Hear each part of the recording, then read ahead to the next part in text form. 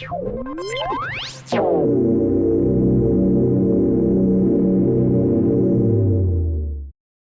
everybody. Hello, and welcome to Deeper, Simpler Differentiation. I'm Ben Talsma. This is a topic about which I have boundless, perhaps excessive enthusiasm, so I hope you either can bear with or appreciate that enthusiasm as we dive into some powerful techniques for busy educators like yourself. Let's start with a couple of FAQs, frequently asked questions. First of all, there will be a recording available, so if you'd like to review any of the content, you will have that at your fingertips. That should be uploaded later on tonight or early tomorrow morning. We'll share that out. We will also share out resources. We'll do that right now. So in the chat box, you'll see a hypertext link to all of the resources that we're going to be exploring and discussing today, so you can dive into those a little bit more deeply. And again, that recording and those resources, they are free, 100% shareable. So if you find them valuable, share them with another educator or educators who you think would like them. They're all shareable, but not shareable is Robin, the one and only Robin, because she's the only one. We're going to hold on to her because she is one of the world's foremost webinar gurus, and she is standing by behind the scenes to launch our polls and to answer any questions. Robin, would you like to say hi to everybody? Well, thank you, Ben. Hi, everybody. Thanks for joining us today. And so if you have any questions at all, you can go ahead and ask those in the questions area, and Robin will be happy to help you out. We'd also like to mention that our webinar today is sponsored by Blue Apple Projects. I really can't recommend these highly enough. Really rich, engaging, interesting projects that help your students integrate their understanding into real world tasks where they can be empowered to make the world a better place. They come with project plans and supplies, with real world experts who will connect with your classroom, with curricular, cross-curricular content connections right there for you, supporting you so that you can do what you do best, and that is teach. So blueappleteacher.org has all of those. I hope that you, as soon as we're done today, head on over and check those out. Now, enough of that startup stuff. Now let's find out a little bit more about you. I'm curious, what grade of students do you teach? If you could go ahead and check any of those that apply. While you do, I'll point out, I love to say, what grade of students do you teach instead of just saying what grade you teach, to put the emphasis on teaching students, because those students are all unique and weird and wonderful. When we talk about differentiation, we're really going to be exploring that idea as well. So Robin, if you could leave that open for just a couple more seconds and then close it out and tell me who we have here today. All right. So it looks like we have 14% K2, 46% 3.5, 21% 6.8, 29% 9.12, and 4% are admin or other. Outstanding. So lots of those upper elementary teachers, but a good mix from all the way across. And one of the beautiful things about these differentiation strategies is they're going to be applicable for students of all different ages and achievement levels. So we hope that you find things that are useful for you and your situation today. Very simple agenda. We're going to talk about why this is such an important topic. We're going to talk about what we can do to differentiate in a deep, simple way. And then we're going to spend most of our time exploring specific strategies in that how portion of our day. What exactly can you do to differentiate in a way that's both deep and simple? So let's start off with, before we start off, I would like to point out that we will talk about puke today. We're going to find out how puke can help you differentiate. We're also going to explore how a throne of lies can be a force for good. So we hope that you're curious to find out just what in the world that could possibly mean. And you're going to find out as we go through our webinar today. So first of all, the why.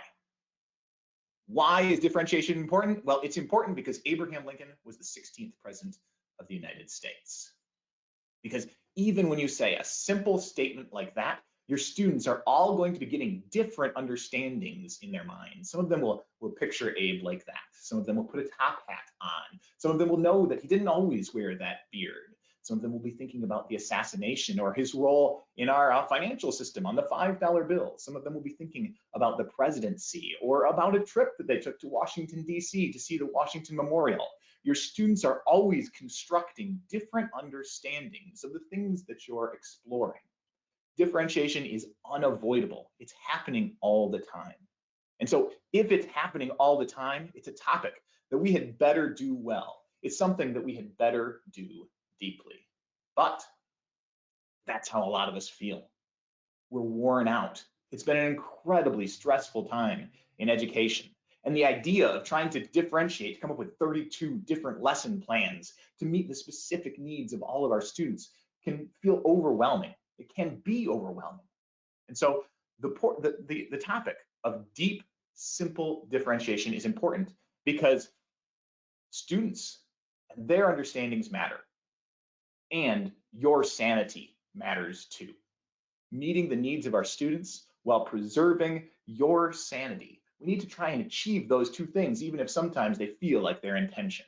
So what are we going to do about it? Well, here's a beautiful picture of differentiation and how you can go about it. You can teach some things, you can assess your students' understanding, you can capture and analyze that data and come up with an action plan and go back and teach that action plan and assess how it works and go through that cycle again and again. You can think about differentiation in a couple of different dimensions. You can think about the readiness, interest, learning profile dimension. You can think about the content, process, product, learning environment dimension, and then you can come up with very specific plans for how you can differentiate in interesting ways for each of those different needs. That's really rich, valuable work. It is not the kind of work that we're going to be doing in this webinar. We do this in professional developments when we can come alongside of teachers and really be supportive and walk through this work together. But if we can't be there to support teachers in this kind of work, it's kind of a big ask to expect teachers to do all of this when they're already so busy. So we're going to take a little different approach here today. We're going to take a topic which can be really tangled, convoluted, complicated, and we're going to try and find the simplest, cleanest, most elegant way to accomplish differentiation in our classroom. So we're going to talk about two things that you can do while you're teaching. Here's where that idea of PUKE comes in, and we're also going to share an acronym called IDEAS. We're going to discover how we can use those two ideas to differentiate in our classrooms. So we're going to talk about things we can do while we're teaching. We're also going to talk about stuff you can do when you're testing. Assessment is really an opportunity for differentiation as well. And so we're going to explore how to make your assessment healthy when it comes to differentiation. So what are we going to be talking about? We're going to be talking about PUKE. We're going to be talking about ideas, and we're going to be talking about assessmental health. Now, we promised you the meat here in the how section, specific ideas that you can put into practice in your classroom to get deep, simple differentiation accomplished in a low work, low stress way. So let's dive in. Hack number one, simple differentiation strategy number one is PUKE.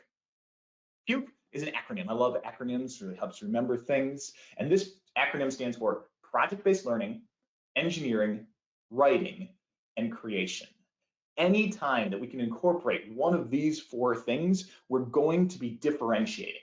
Those four different domains naturally lend themselves to students accessing them at their ability level, based on their experiences. So project-based learning, very first one, we'll start with the big one. This is a wonderful, wonderful tool that teachers can use to help students integrate their understanding into applicable projects that students care about, because they're going to have an impact outside the walls of their classroom. Now, that can seem like a really big thing. We'll mention that those Blue Apple projects that we referred to earlier can take something that can be difficult and make it simpler so that you're more supported in that project-based learning work. I'll also share a great strategy which has to do with an elephant. This is Petunia Butterfield Elephant, or PB Elephant, and she can help you do differentiation through PBL in your classroom. Because Petunia Butterfield Elephant is an elephant of relevance. Here's what I do. I just put her up on the wall of the classroom, and then I put pieces of paper. You can see 3 pieces of paper here for 3 different things that we're learning about: electricity, or theme, or fractions. And then I turn this question of relevance around and I challenge students. I say, how might you use what we're learning in order to make the world a better place? And have the students come up with those ideas. And what happens is that sometimes a student or a group of students will get really excited about an idea. And they'll just of their own volition go out and use what they're learning to have an impact on the broader world. Now, that's optional, so it might not happen. The worst case scenario, though, is you encourage students to reflect on relevance and to think about how your learning is going to be applicable. The best case scenario is that you have student-generated, project-based learning experiences that they're leading, that they're taking ownership of, and which are helping them to understand that they are empowered to make the world a better place by using the things that you learn in your class. So the elephant of relevance is linked in your resource document. You can get one that you can print out and use that strategy as a way to achieve project-based learning in your class. I also want to talk about engineering. When you're having students engineer solutions to challenges, well, you're going to be differentiating. Students who have more background in the subject can create more and more elaborate creations. Students who have more of a kind of foundational understanding will make more rudimentary creations. If you want to get a couple of great resources for engineering in your classroom, super timely, I did share a link right there to the Spooktacular STEAM resources. These are spooky engineering challenges that you can use throughout the month of October, just examples, so that you can see the power of engineering to differentiate in your classroom. And I believe those are linked in the chat box as well, bit.ly/spooktacular STEAM for some engineering challenges which will help you to differentiate. Writing is super simple and sometimes underrated as a way to differentiate. You can use this in any subject area. When you ask students what they think and why, students are going to give you different responses based on their level of understanding. And you can challenge them to stretch that understanding, whatever it is, just a little bit. That's the essence of differentiation. So anytime that you're having students write to explain their understanding, you are doing differentiation in your classroom. And last but certainly not least, the idea of creation. We love to do this in the professional development sessions that we lead with teachers. When we're learning about a particular topic, we'll challenge teachers to come up with a mascot, to create a mascot which represents their understanding of that topic. We put them in groups and have them work together to do this, and the conversations that they have are always really rich and interesting and productive. And they come from the students or the learners' understanding. So if you have students do things like create something to symbolize your understanding, the conversations that you have through this process and that your students have through this process, well, they'll be coming from wherever that student happens to be and stretching their understanding to go just a little bit farther. So creation is a wonderful way to differentiate in your classroom. I'd like to ask polls. So Robin's going to fire up another poll, and I'm wondering, how might you like to puke a little more in your classroom? You can choose all of them if you'd like. You can choose any number of them that you'd like. Pick the ones that you think, as you listen to those, you think, oh, maybe I should do a little bit more of this with my students, because that's such a powerful way to differentiate. Leave that poll open for just a little bit longer, let you think about it just a little bit, and then get your selections locked in. Robin, when those selections start to slow down, if you could close that out and let me know what we are seeing. Sure thing. All right, so looks like project-based learning is at the top at 65%, followed by creation at 55%, followed by writing at 40%, and engineering at 33%. Wow, everything was picked by at least 1/3 of the participants, and I love seeing PBL drifting up toward the top of that. I love when we're able to help students understand that we learn things for a reason. We learn things because it empowers us to make the world a better place. Just love seeing that. So thank you very much for your answers. All right, we told you we would talk about puke, and we would also talk about ideas. These are some strategies which will help you differentiate in any content area. So what are ideas? That's another acronym. What does that acronym stand for? Well, it stands for innately differentiated educational activities. Activities which are just by their very nature differentiated. Anytime you do them without any additional work on your part, you're going to be differentiating.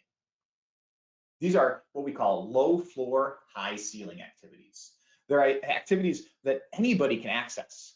Even students with a lower level of understanding can participate in these activities, but they'll continue to challenge students to stretch students no matter where they are, so that even your top achievers will still have a challenge there for them. There's a good picture of that low floor, high ceiling. We want to take our activities, which sometimes fit into that narrow band. We want to stretch those activities out so it's more accessible to students who have lower levels of achievement, but more challenge for those students at the top end of the level of understanding. So here is the first strategy. This is something you can do at the beginning of a topic, a unit of study, in the middle, or at the end to review, and it's called a brain dump. It's super simple. All you do is you ask students to list what they know, what they know about the topic. Now, your students who have a more shallow understanding will list a few things, and then they'll be challenged to come up with just one more.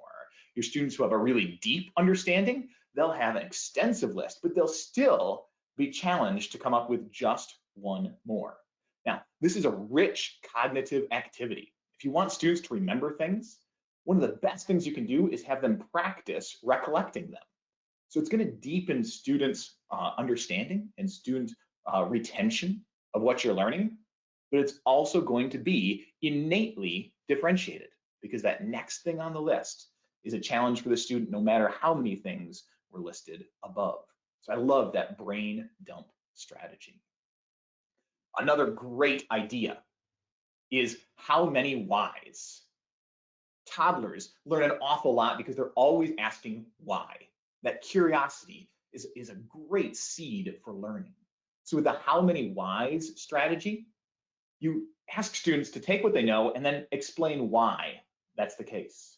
And then they can explain why that's the case, and so on and so on. And the students with the deeper understanding, there's an example on the board right there. There's an example of how you might have students continue to stretch their understanding by adding more and more whys. The more deeply the student understands the topic, the more they can add to that list. Eventually, they'll get to some sort of bedrock understanding, but you can really stretch students, no matter what their level of understanding, no matter what their depth of understanding is, by challenging them to get just one more why. So I love that how many why strategy. And again, that is linked in your resource document. Another similar strategy, the third idea here is the another path strategy. Here, you can have students see if there's another way to think about or to understand what you're learning about. Once students have a solution or they have a pathway to understanding, challenge them to come up with an additional way to think about this. And if students can think of 2, challenge them to think of 3. If they've got 3, challenge them to think of 4. So again, you can see how this is innately differentiated.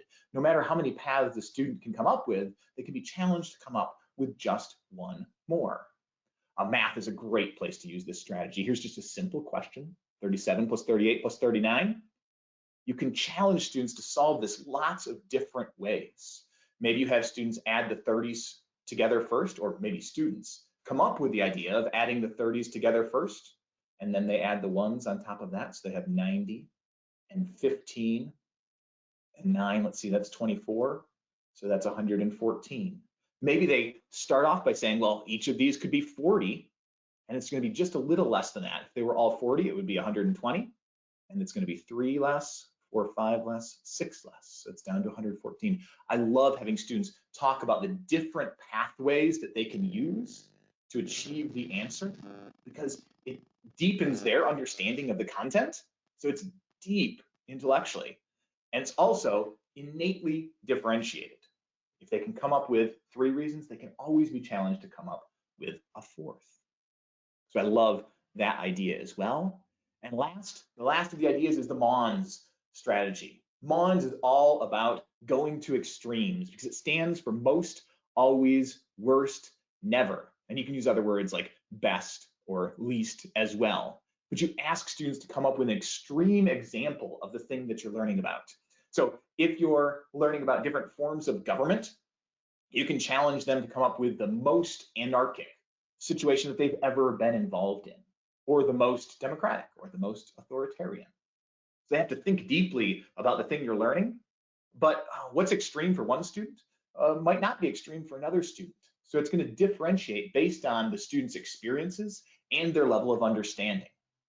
If you're studying cartography, maps, you can ask, how many things are there that should always be on a good map? And again, students will have to think deeply about the topic, but because you're pushing them to go to extremes, well, they can always think, is there something just a little bit more? And it stretches students regardless of their level of understanding. If you're studying history, you can ask, who was the worst despot in the history of the world? If you're studying science and scientific ethics, you can ask, what are some things that good scientists should never do? And again, you're encouraging this deep reflection. And when you're encouraging that sort of deep reflection, you're stretching students no matter where they are. Every student can come up with an answer to those questions. And students can always push themselves to think just a little bit more deeply about it, which makes that idea innately differentiated. I love innately differentiated educational activities, and I'm curious, which ones are you excited to try out in your class? Again, you can pick as many of these as you want. You can pick 1 or 2 or 3 or 4. You can't pick 5 because there's only 4 of them up there, but I'm curious, which ones did you find particularly relevant for your practice?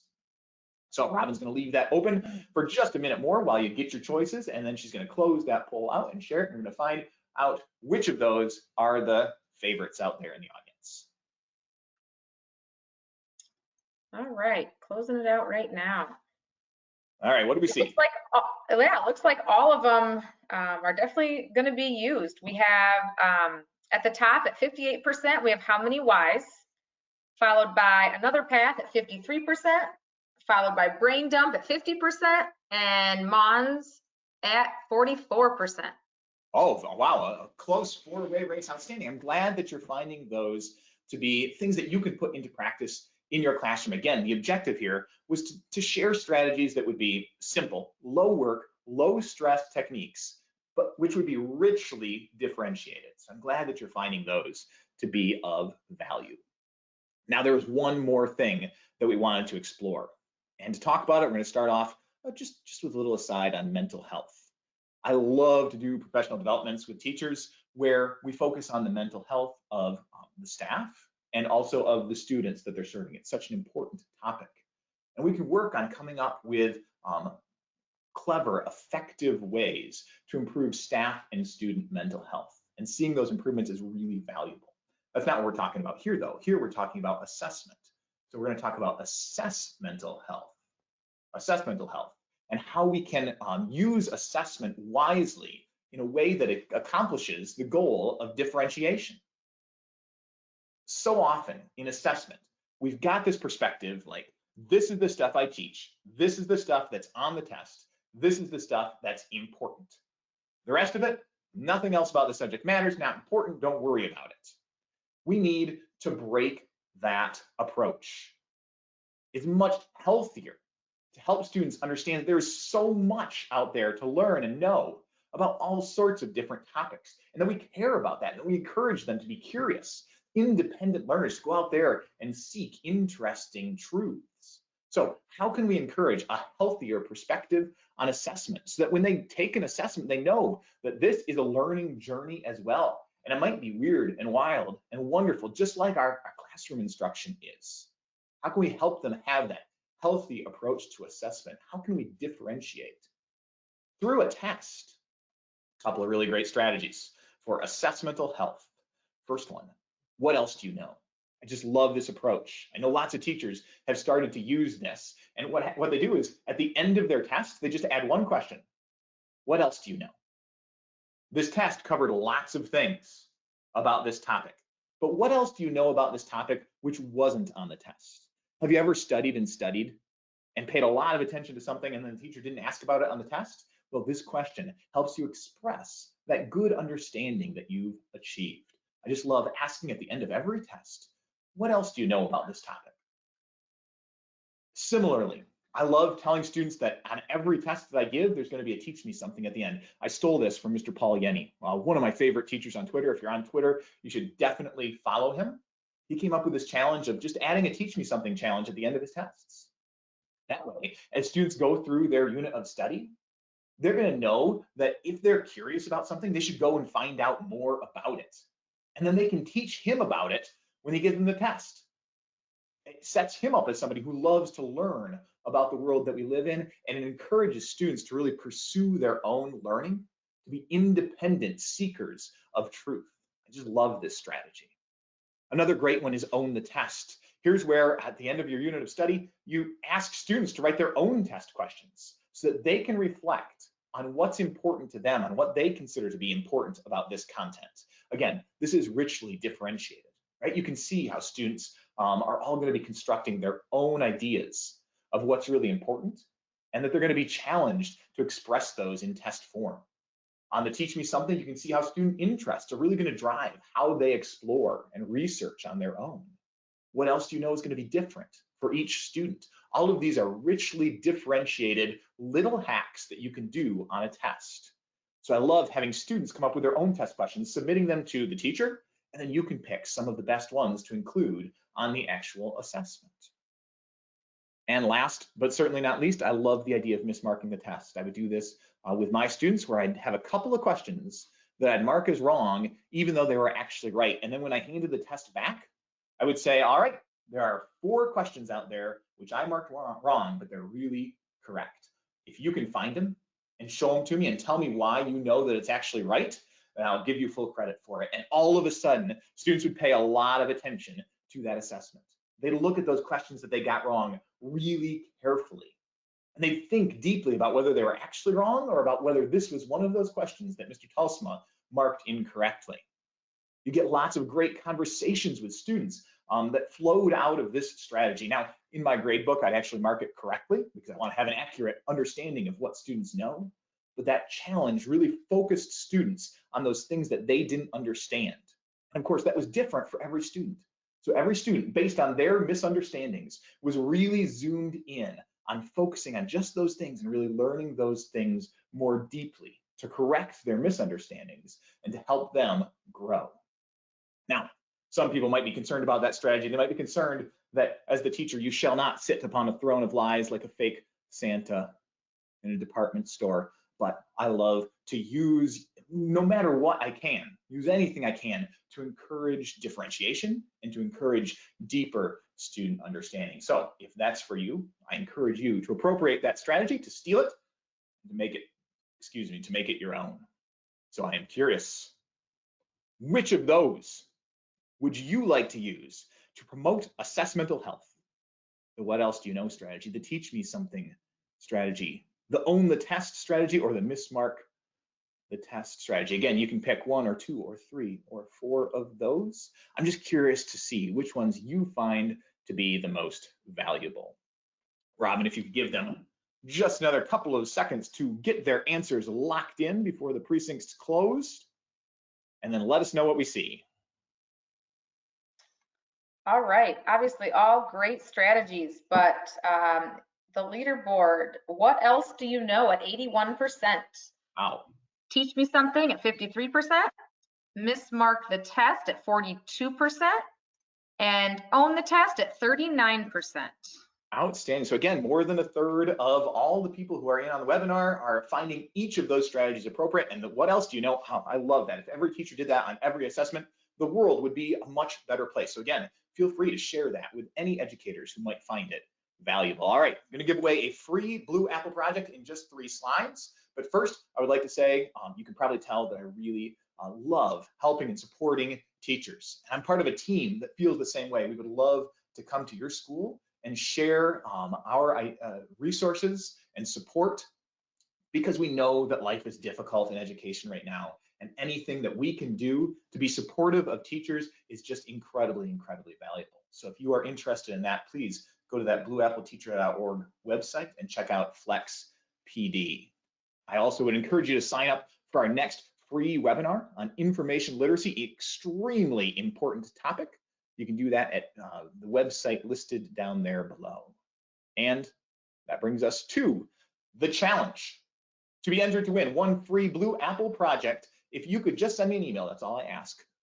It can be about a wondering that you had today, an aha, a way you like to differentiate that wasn't included in our discussion today, or a way maybe that you'd like to differentiate, a wonderful differentiation idea of your own. We would love for you to share that out. So thank you very much for your time today. Again, I love to share these ideas with teachers and to discuss them. So I'd love to continue that conversation. Please send me an email. Put that back up there, ben.telsma@vai.org. Thank you so much for your time today, and thank you for everything you do to improve the lives of your students and to improve your schools.